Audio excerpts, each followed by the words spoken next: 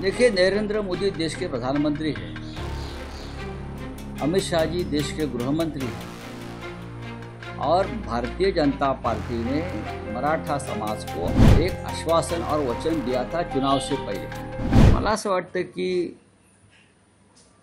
मनोज जरांगे पाटील हे मुंबईत आंदोलन करण्यासाठी येत आहेत। त्यांच्या मागण्यांविषयी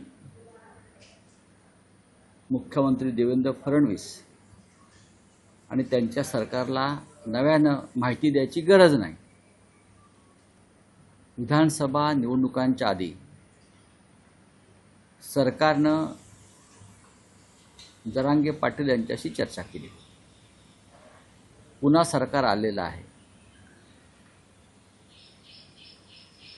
आणि देवेंद्र फडणवीस यांनी हा सगळा विषय संयमाने, सहानुभूतीनं आणि शब्दाला जागून पूर्ण करावा एवढीच आमची अपेक्षा आहे। यापेक्षा जास्त मी बोलणार नाही। मुंबई ही मराठी माणसांची आहे। मुंबईवर मराठी माणसाचा अधिकार आहे। मुंबईत येण्यापासून मराठी माणसाला थांबवू नये ही आमची स्पष्ट एक भूमिका आहे। लोक जर कबुतरांसाठी आंदोलन करू शकतात आणि सरकार त्यांना परवानगी देतं, तर मराठी माणसाला त्यांच्या मागण्यांसाठी आंदोलन करण्याचा अधिकार आहे, मग ते कोणी असो। जर कबुतरांसाठी आंदोलन होऊ शकतं या मुंबई शहरामध्ये, मग मराठी माणूस जर त्यांच्या मागण्यांसाठी सरकारकडे महाराष्ट्राच्या राजधानीत, ही राजधानी मराठी माणसाची आहे, ती विदर्भातल्या लोकांची आहे, ती मराठवाड्यातल्या जनतेची आहे, ती कोकणातल्या लोकांची आहे, ती पश्चिम महाराष्ट्रातल्या मराठी लोकांची आहे। तर अशा प्रकारे जर त्यांनी आपली भूमिका मांडण्यासाठी मुंबईची निवड केली असेल, तर मुख्यमंत्र्यांनी आंदोलकांशी संवाद साधणं गरजेचं आहे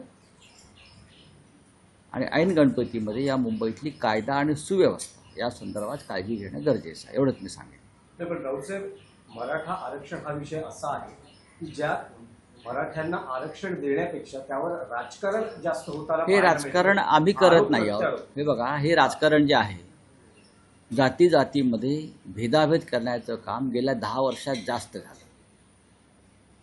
मग तिकडे नरेंद्र मोदी केंद्रामध्ये असतील आणि महाराष्ट्रामध्ये देवेंद्र फडणवीस असतील, जाती जातीचे तुकडे पाडायचे।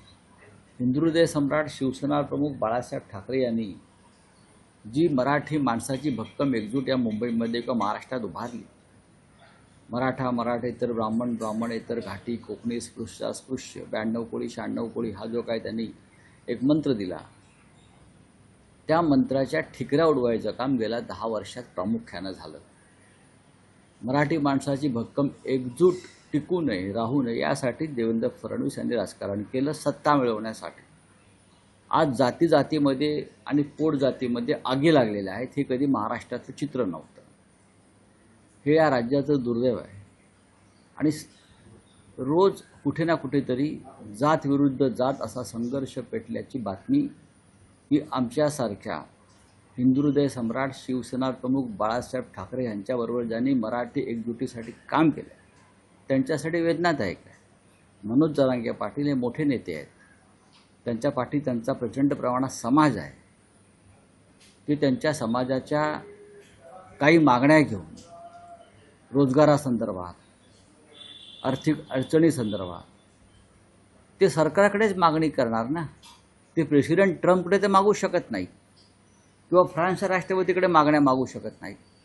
ते नरेंद्र मोदी किंवा देवेंद्र फडणवीस जे राज्याचे मुख्यमंत्री आहेत, उद्या जर तुम्ही मुख्यमंत्री नसाल तर दुसरा मुख्यमंत्री असेल, त्याच्याकडे ते आपल्या मागण्या मागतील। उद्या प्रधानमंत्री मोदी नसतील, दुसरे कोणी प्रधानमंत्री असतील तर त्यांच्याकडे मागणी मागितली जाईल। व्यक्तीकडे मागत नाही आहोत। तुम्ही आमचे पालक आहात, तुमच्याकडे जर काही मागण्या घेऊन लोक मुंबईला आलेले आहेत मराठी, तर तुम्हाला त्यांच्याशी संवाद साधावा लागेल। पण राऊतसाहेब, त्यामध्ये 2 मुद्दे असे आहेत की मराठा उपसमिती जी नेमण्यात आलेली सरकारनं नेमणुका समित्यांच्या केलेल्या आहेत, त्यावर विखे पाटील असं म्हणतात की 4 वेळा मुख्यमंत्री राहिलेले शरद पवार किंवा मुख्यमंत्री राहिलेले उद्धव ठाकरे या विषयावर गप्प का आहे? प्रश्न असा आहे की कोणीही गप्प नाही. माननीय उद्धव ठाकरे साहेबांनी असतील किंवा शरद पवार साहेबांनी त्या संदर्भात वारंवार आपल्या भूमिका स्पष्ट केल्या आहेत. आज सत्तेवरती गेल्या 10 ते 11 वर्षापासून त्याच्या आधी आपण आहात. आपल्या अध्यक्षतेखाली समिती आहे. केंद्रामध्ये 10 वर्ष नरेंद्र मोदी आहेत. हा केंद्राच्या अखत्यारीतला विषय आहे मोठ्या प्रमाणात.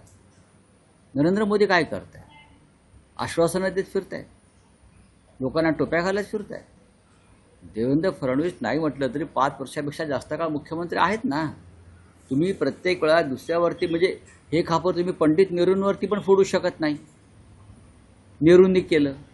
तुम्ही आहात ना राधाकृष्ण विखे पाटील हे ज्येष्ठ मंत्री आहेत. राधाकृष्ण विखे पाटील हे अनेक वर्ष त्यांना प्रशासनाचा अनुभव आहे. ते काँग्रेसच्या राजवटीत सुद्धा सत्तेत होते. त्याच्या आधी सरकार होतं शिवसेनेचे, त्याच सत्तेमध्ये होते. आपण सुद्धा सत्तेमध्ये होतात. एकनाथ शिंदे हे अनेक काळ सत्तेमध्ये आहेत. तेव्हा तुम्ही शरद पवार साहेब काय करतात, उद्धव ठाकरे साहेब त्यांनी काय केलं, हे प्रश्न निरर्थक आणि मूर्खपणाचे. या आंदोलनाच्या माध्यमातून देवेंद्र फडणवीस यांना टार्गेट करण्याचा प्रयत्न आहे. कारण मनोज जरांगे हे एकनाथ शिंदे अजित पवारांचं गुणगान करतात, पण संपूर्ण पहा की या विषयावरती मी कोणतेही भाष्य करणार नाही. ते राज्याचे मुख्यमंत्री आहेत. मी इतकं सांगेन, मुख्यमंत्र्यांनी आंदोलकांशी संवाद साधला पाहिजे. कारण हे आंदोलन साधं नाही आहे, हे आंदोलन सोपं नाही आहे. लाखोच्या संख्येने जर मराठी माणूस या मुंबईमध्ये येणार असेल, आला असेल, येत असेल, तर त्यांच्याशी तुम्हाला थेट संवाद साधल्याशिवाय शांतता राहणार नाही. टायमिंग कुठे ना कुठे चुकतं असं वाटतंय.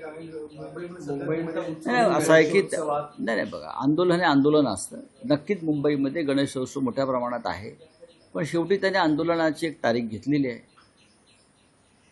पण शेवटी राज्याचे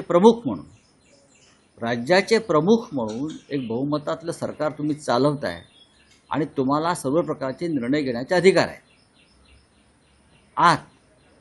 त्याच्यामुळे तुम्ही आणि तुमचे 2 उपमुख्यमंत्री ज्यांनी जरांगे पाटलांची भेट घेऊन त्या संदर्भात थेट चर्चा केल्याशिवाय या प्रश्नाला गती मिळेल किंवा जे वातावरण भविष्यामध्ये बिघडणार आहे ते थांबेल असं माझं मत आहे. राऊतसाहेब, काल उद्धव ठाकरे यांनी कुटुंबियांसह राज ठाकरे यांच्या घरगुती गणपतीचं दर्शन घेतलं. त्यावर देवेंद्र फडणवीस यांची अशी प्रतिक्रिया आलेली आहे की श्री गणेशानं सुबुद्धी दिल्यानं 2 भाऊ एकत्र आहेत, ते एकत्रित राहावेत अशीच इच्छा आहे. नाही, आता देवेंद्र फडणवीस यांनी ज्या शुभेच्छा दिलेल्या आहेत त्या शुभेच्छा या क्षणी महत्त्वाच्या आहेत की 2 भाऊ एकत्र राहावेत असं त्यांना खरोखर मनापासून वाटतं आहे. आणि मला खात्री आहे की काल स्वतः देवेंद्र फडणवीस हे राज ठाकरे यांच्या गणरायाच्या दर्शनाला गेले, तिथे हात जोडले.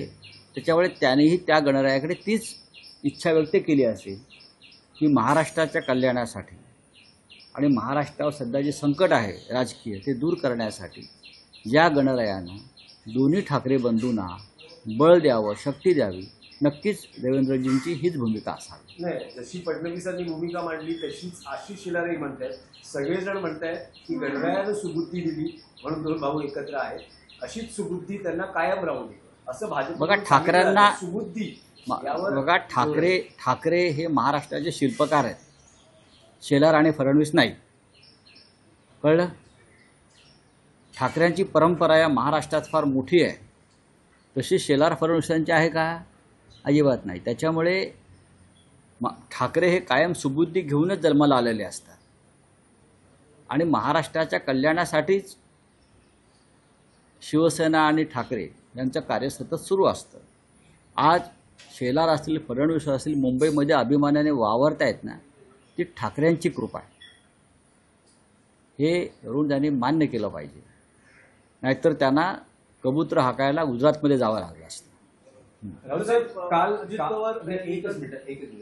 काल जो उद्धव ठाकरे आणि राज ठाकरे यांचा फोटो समोर आला, त्यात राज ठाकरेंच्या घरी जे छायाचित्र आहे, प्रबोधनकार, बाळासाहेब, श्रीकांत ठाकरे असे सगळे, आणि त्या प्रेम पुढे हे 2 ठाकरे उभे होते.